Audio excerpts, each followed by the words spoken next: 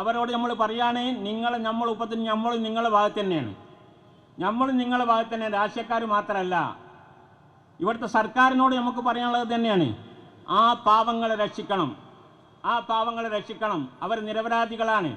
ആർക്കാ പൈസ കൊടുത്തേച്ചാൽ ആ പൈസ വാങ്ങിയവരിൽ നിന്ന് തിരിച്ചു വാങ്ങി അവർക്ക് അനുയോജ്യമായ സ്ഥലം ഏർപ്പാട് ചെയ്ത് വീടുണ്ടാക്കി കൊടുക്കണം എന്നാണ് പറയാനുള്ളത്.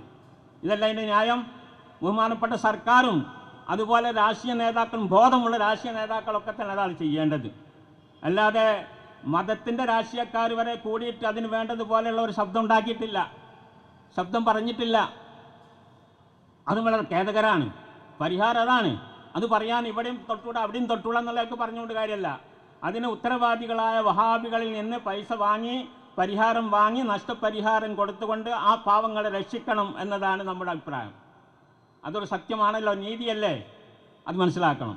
അതുപോലെ ഇവരൊക്കെ കള്ളത്തരം എന്തൊക്കെയാണ്. ഇപ്പോൾ സക്കാത്ത് ഫണ്ട് എന്ന് പറഞ്ഞൊരു ഫണ്ടുണ്ട്. ആൾക്കാരെ കയ്യിലുള്ള സക്കാത്ത് കൊടുക്കേണ്ടത് 8 ആൾക്കാർക്ക് ആ ഖുർആൻ പറഞ്ഞത്. ഇന്നമ സദഖാത്തുൽ ഫുഖറാഇ വൽ മസാകിൻ, എല്ലാവർക്കും അറിയാം.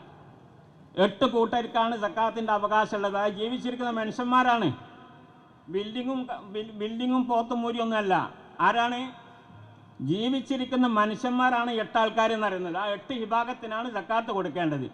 ഇപ്പോൾ അവരെന്താക്കുന്നുണ്ട്, സക്കാത്ത് സംഘടിപ്പിച്ചുകൊണ്ട് കോളേജ് ഉണ്ടാക്കുക, അതുപോലെ ആശുപത്രി ഉണ്ടാക്കുക, ഇതൊക്കെ സക്കാത്തിൻ്റെ അവകാശികളുടെ കൂട്ടത്തിൽ കടന്നു വന്നതാക്കും. അങ്ങനെ എവിടെ ആശുപത്രി, എവിടെ കോളേജ്, എവിടെയാണ് വാടക വീട്, ഇതൊക്കെ എവിടെയാണ്? ഇസ്ലാമിൽ അങ്ങനെ നിയമമുണ്ടോ?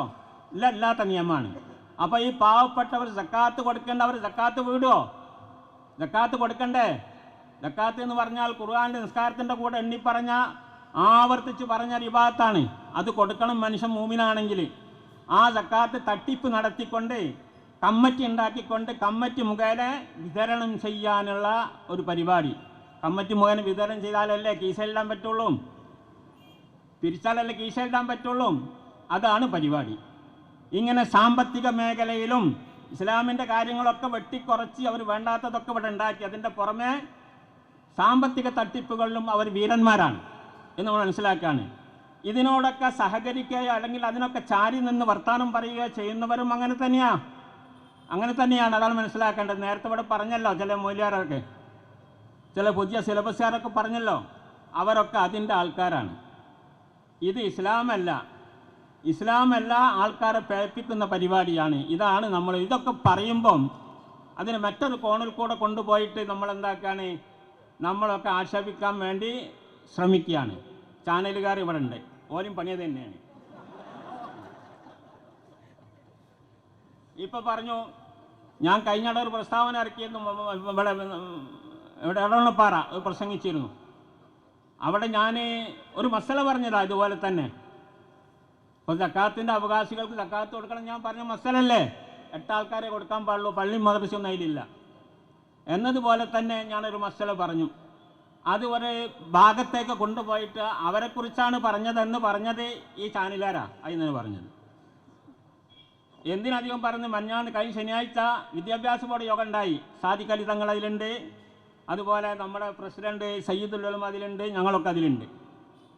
അവിടേക്കും ഇവർക്ക് അവസരം കൊടുത്തപ്പോൾ ഞാൻ പറഞ്ഞ അതേ ഞാൻ സാദിഖ് അലി തങ്ങളും പറഞ്ഞത്, സയ്യിദുൽ ഉലമയും പറഞ്ഞത്. എന്തേ പറഞ്ഞത്? കാലി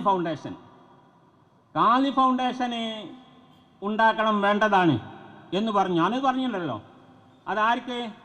ഒരാളൊരു സ്ഥലത്ത് കാളിയായാൽ അവൻ്റെ മഹല്ല് വിലായത്തിൽ അദ്ദേഹം കാളിയാണ്. ഒരാൾ ഇനിയൊരു 1000 മഹലിൽ കാളിയാണെങ്കിൽ 1000 മഹലിൽ അദ്ദേഹം കാളിയാണ്. അതിനൊരു കൂട്ടായ്മ ഉണ്ടാക്കിക്കോട്ടെ, തിരക്കടില്ല.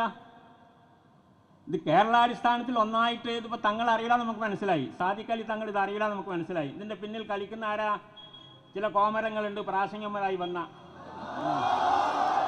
അവരാ കളിക്കുന്നത്. കൺഫ്യൂഷനാക്കാൻ നോക്കണം. കേരളത്തിലെ എല്ലാ മഹല്ലുകളെയും വിളിച്ചു കൂട്ടിക്കൊണ്ട് കാളി ഫൗണ്ടേഷൻ ഉണ്ടാക്കുന്നു. തങ്ങൾ പറഞ്ഞല്ലോ, തങ്ങളും പറഞ്ഞ് സാദിഖ് അലി തങ്ങളും പറഞ്ഞ്. നിങ്ങൾ ചന്തെടുത്ത് നോക്കിയാൽ കാണാം, നിങ്ങൾ കുന്തെടുത്ത് നോക്കി കാണാം. രണ്ടാളും പറഞ്ഞത് തങ്ങന്മാർ കാളിയായ മഹല്ലുകളുടെ കൂട്ടായ്മയാണ്, അതിന് തിരക്കടൊന്നുമില്ല എന്നാണ് പറഞ്ഞത്. അതിന് ഞാനും പറഞ്ഞത്. പിറ്റേന്ന് അന്ന് വൈകുന്നേരം വന്ന വാർത്ത എന്താ?